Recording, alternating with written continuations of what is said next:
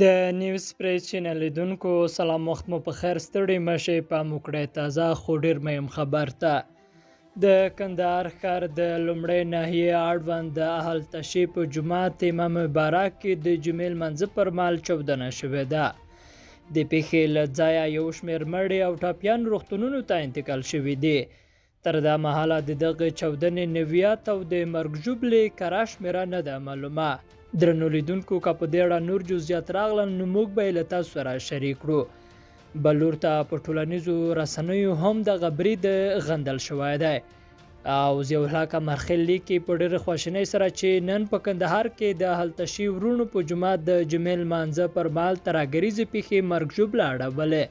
د ډول چاودنې د اسلامي ارزښتونو سره په ټکر او نه بخښونکی عمل دی.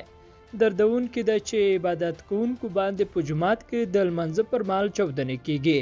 ترسره شوې پیښه په کلکو ټکو غندم. شهیدانو ته د فردوس جنت او ټپیانو ته بیړنۍ روغتیا هیله کوم. د نیوز پریس چینل لیدونکو دغه نن د جمعې د لمانځه پر مهال په کندهار کې د اهل تشی خلکو باندې د جمعې د لمانځه پر مهال چاودنه شوې وه.